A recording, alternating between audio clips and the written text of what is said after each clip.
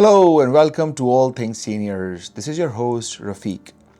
I have over 20 years of caregiving experience, and on this channel, I'm empowering other caregivers one episode at a time. So, being a caregiver is tough, but being somebody who is a sandwich generation, which means who has parents to take care of or a loved one to take care of, and also have kids to take care of, that's another level. See, in my case, me and my wife, we decided not to have kids so that we could take care of our older parents. That's our responsibility. That's our full-time responsibility because we do not have kids. But when I look at my sister, who is the definition of sandwich generation, who have two kids, 13 and 16, right? So two girls, demanding responsibilities, and the days when my parents go to her house, because my parents stay with us for weeks and then move to her house for a few weeks. During the time when my parents are at her home, those are the days in which I observe my sister. That's a different kind of caregiver. Not like me, who only have my parents. She is the sandwich generation. Because the challenge with sandwich generation caregivers, if you know somebody or if that's who you are, you would know that they have dual responsibilities of always keeping an eye on the parents and always keeping an eye on the kids as well. And it becomes even tougher when people around them have this high expectation of them that they will always be on top of their game for every responsibility. It becomes really tough. Let's first of all talk about 2 or 3 top challenges what these sandwich generation caregivers face. And then I'll give you some tips and thoughts and advice that I have seen my sister so successfully doing, and I really admire her and applaud her for who she is. So I'll share some thoughts in the end, but let's start by looking at what some of the challenges a sandwich generation caregiver finds herself into.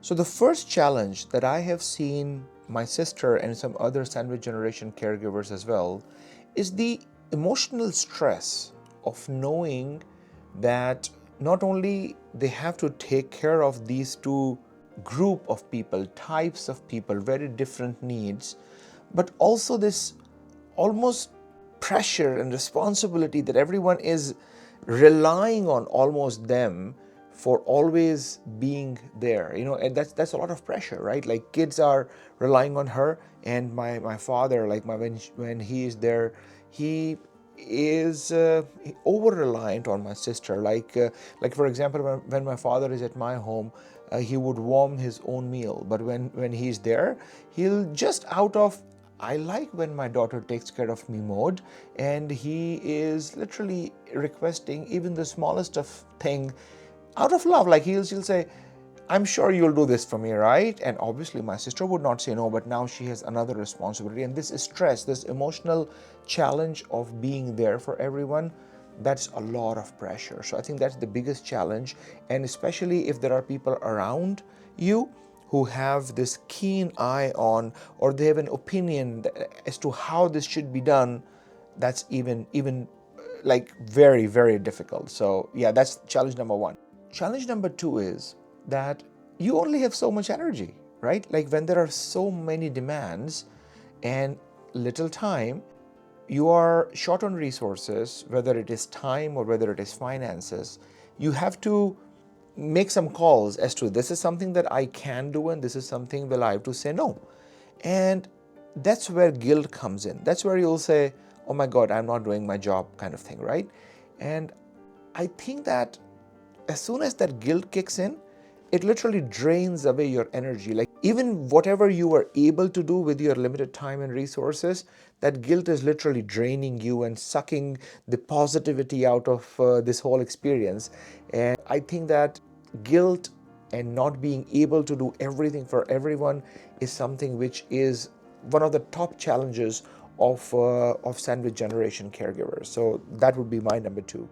And I think the next challenge that I'm going to tell you, you'll say, yeah, really, that is an issue, is how do you balance now time between your parents, your kids, and being the sandwich generation for you? Like most times, sandwich generation caregivers don't find any time for themselves.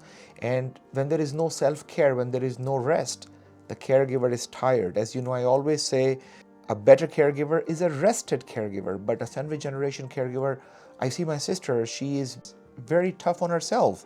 She would, at her own expense, find time for kids and for parents. And I can see that many times, whether it will show on her health being affected or her mental health being affected in a way that she's under a lot of stress. She cannot find time to relax, no music, no gardening. That's tough. So I would say that finding that balance between the needs and finding time for herself is challenge number 3. Before I tell you what are some of the strategies to overcome this, I would say if you have like a 30-second thing, like this episode, subscribe to the channel. When YouTube will see a caregiver liking it, they will show it to other caregivers. More people will take benefit out of it. Okay, let's talk about what are the strategies, how you as a sandwich generation caregiver or somebody you know, you can give them this advice. Let's talk about 3. So my top advice for sandwich generation caregivers would be seek help. Trust me, seek help, because I think we caregivers are the human shape and form of superheroes. Like, we think we can do everything all the time. I think that's wrong, because we will not be able to do everything all the time. We'll be able to do a lot of things most times, but then there will be times where we cannot do something because we are tired, we don't have capacity, we are burdened by all these tasks, we don't have resources. We need some help. Look around. Who are the people around you who you can call for help? Like in my sister's case, there will be days when she'll give me a call and say, hey, can you take mom and dad this weekend and have them over there for with you for a few weeks, so that now I want to maybe discipline the routine for the kids, because when the grandparents are there, sometimes the routine is not as regimented, right? And kids need that routine and the balance in their life. So she'll ask for that help, because if she would not ask for that help, what would happen? On one hand, she'll see it is affecting the kids' routine, but if she'll try to keep on doing it by herself and then unable to do it because she loves my dad and she cannot say no to him, it will have an impact on her mental health and their relationship. So she would ask for that help. Who are people around you whom you can ask for help? It could be professional help, it could be personal help, it could be help for somebody to take care of your loved one so that you can get a half day off. Any kind of help which will give you that relief, for whether it's half a day or a week or 2 weeks, you deserve it. Do not try to do everything all the time. So that's my tip number 1. My tip number 2 is set boundaries and prioritize yourself. Like, that's one thing.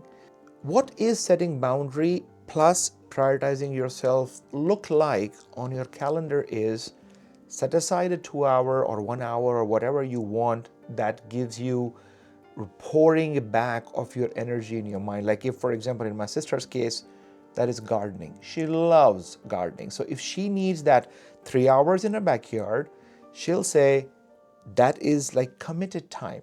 That is setting boundaries as to if my mom or dad have some request of her, she'll say, lovely mom, I want to spend this time with you, or absolutely dad, we'll make it happen, but after this 3 hours or before these 3 hours, because that is time for her. I highly, highly encourage you.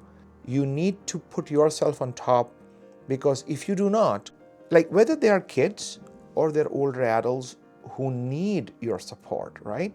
Sometimes they would not know what are all the pressing needs that you have. They may be able to see these two spectrum of needs in your house, but they don't know what's going on in your social life. They don't know what's going on at your work life.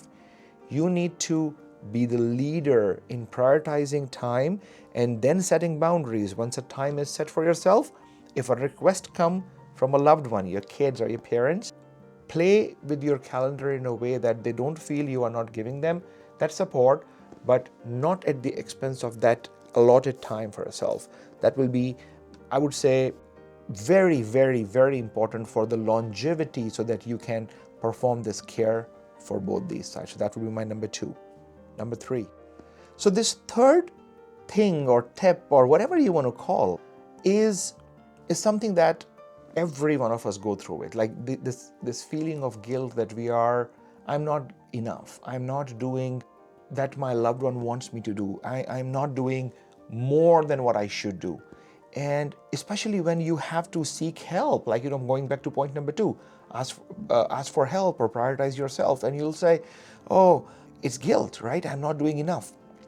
Do not let guilt take over your love and care for your loved ones, because you will always be stretched in both directions and you'll feel guilt, and that will just crack you. My suggestion to you is, when you seek help, when you prioritize yourself, do not see this from the lens of guilt. Rather, see this from the lens of empowering yourself. You are re-energizing yourself so that you can again come back and better take care of your loved ones. Never feel that taking time away is wrong, because if you will not do that, we have seen so many caregivers actually decline in health faster than the people to whom they're providing care for. So my very strong recommendation to you would be, do not feel guilt. Those days will come. On that day, watch this episode, but do not feel guilt. Seek help. And when you prioritize yourself, when you take rest, as we always say, a rested caregiver is a better caregiver. So hopefully this will be helpful for you. Thank you so much for being here, and I'm sure that we all have our own ways of coming out of these challenging times. If there is something that works for you on a day when you're feeling guilt or on a day when you are stressed, what are your strategies? Write in the comments so that I would love to learn from you, and other caregivers will learn from you as well. But thanks for being here today, and I will see you next week. Thanks. Ciao.